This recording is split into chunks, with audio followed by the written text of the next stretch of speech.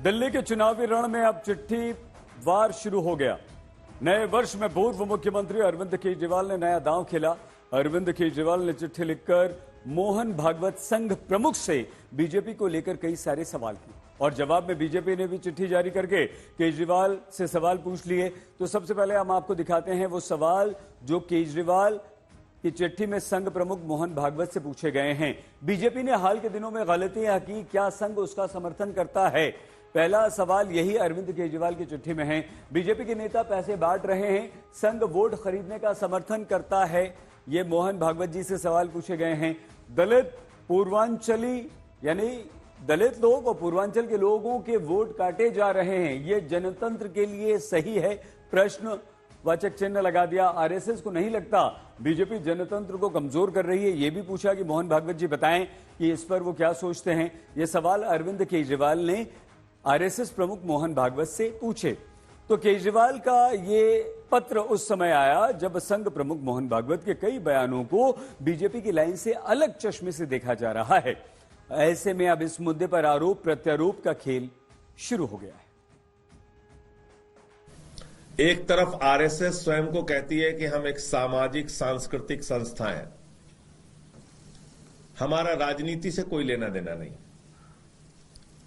और दूसरी तरफ उनके ही कोख से भारतीय जनता पार्टी का जन्म हुआ है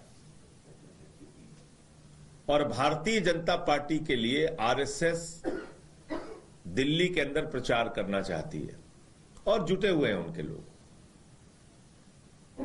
तो क्या यह पूछना गलत है कि हमारे पूर्वांचल के भाइयों का वोट कटवाया जा रहा है, दिल्ली के दलितों का वोट कटवाया जा रहा है? क्या यह आरएसएस की सहमति और समर्थन से हो रहा है? क्या मोहन भागवत जी इसका समर्थन करते हैं कि पूर्वांचलियों का अपमान किया जाए, यूपी बिहार के लोगों का अपमान किया जाए, उनका वोट कटवाया जाए, उनको रोहिंग्या कहा जाए, उनको बांग्लादेशी कहा जाए? मुझे लगता है मीडिया में बने रहने की छटपटाहट और बौखलाहट में वो ये भी नहीं ध्यान रखते जो सरकारी आदेश के द्वारा मुफ्त में दारू बिकवाते हैं, मतलब एक पौवे के बदले दूसरा पौवा फ्री देने वाले आज कह रहे हैं कि ये बांटा जा रहा वो बांटा जा रहा। मुझे लगता है ये केवल मीडिया का ध्यान आकर्षित करने के अलावा और कुछ नहीं। और मैं उनसे कहना चाहता हूं, संघ को लिखिए नहीं, संघ से सीखिए। झुग्गी झोपड़ी और दलित बस्तियों में काम करने वाला भारत का सबसे बड़ा ऑर्गेनाइजेशन है सेवा भारती, जो आरएसएस से जुड़ा हुआ है। तो सेवा का भाव सीखिए, सियासत की चाल छोड़िए। अरविंद केजरीवाल ने जो पत्र मोहन भागवत को लिखा वो हमने आपको दिखा दिया, दोनों की प्रतिक्रियाएं आपको दिखा दी। अब अरविंद केजरीवाल के पत्र के कुछ ही देर बाद दिल्ली बीजेपी के अध्यक्ष वीरेंद्र सचदेवा ने केजरीवाल के नाम पर एक पत्र लिख दिया और 6 उत्तर मांगे। अब वो पत्र में 6 सवाल क्या पूछे गए हैं? अपने बच्चों की झूठी कसम अब नहीं खाएंगे, ये नसीहत दिए। वीरेंद्र सचदेवा कह रहे हैं झूठे वादे कर जनता से खिलवाड़ बंद करेंगे। वो कह रहे हैं कि नव वर्ष में आप ये प्रण लीजिए, निर्णय कीजिए, शराब को बढ़ावा देने के लिए माफी मांगेंगे, नव वर्ष में ये कीजिए। वीरेंद्र सचदेवा कह रहे हैं बीजेपी की तरफ से यमुना के नाम पर भ्रष्टाचार के लिए माफी मांगेंगे। क्या आप ऐसा करेंगे? देश विरोधी शक्तियों से चंदा लेना बंद करेंगे? क्या अरविंद केजरीवाल ऐसा करेंगे? दिल्ली प्रदेश बीजेपी अध्यक्ष वीरेंद्र सचदेवा ने यह नसीहत दी है और ऐसा करने के लिए अरविंद केजरीवाल से कहा है। तो दिल्ली में नववर्ष की शुरुआत चिट्ठी वॉर के साथ हुई, जहां एक दूसरे पर आरोप लगाने के लिए पत्र का इस्तेमाल किया जा रहा है, जमकर एक दूसरे के विरुद्ध बयानबाजी की जा रही। मेरे आग्रह पर आप कम से कम यह 5 संकल्प इस वर्ष जरूर लें, ऐसा हमने अरविंद केजरीवाल से निवेदन किया है। ये 5 संकल्प हैं। मुझे विश्वास है कि आप अब कभी भी अपने बच्चों की झूठी कसम नहीं खाएंगे। आप दिल्ली की महिलाओं, बुजुर्गों, धार्मिक जनों की भावनाओं से झूठे वादे करके कर रहे खिलवाड़ को बंद करेंगे। आप दिल्ली में शराब को प्रोत्साहन देने वालों के लिए दिल्ली वालों से क्षमा मांगेंगे। यमुना मैया की सफाई पर झूठे आश्वासनों एवं सफाई के नाम पर किए गए भ्रष्टाचार के अक्षम्य अपराध के लिए आप सार्वजनिक रूप से माफी मांगेंगे।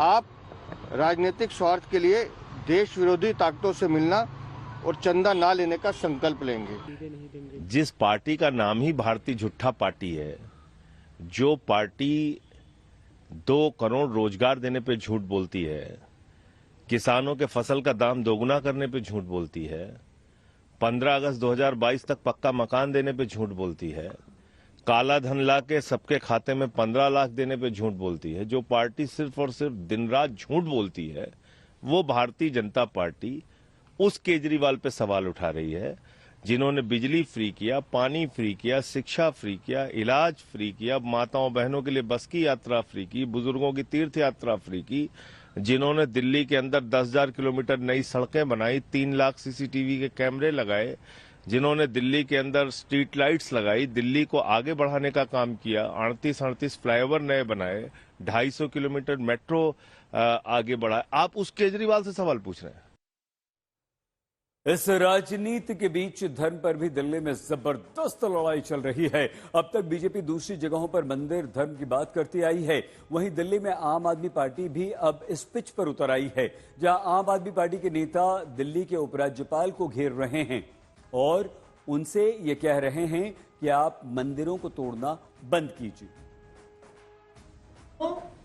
मंदिरों की अगर कहीं पे शिफ्टिंग होनी है, अगर किसी भी धार्मिक स्थल का डेमोलिशन होना है, ये सारे डिसीजंस रिलीजियस कमिटी लेती है।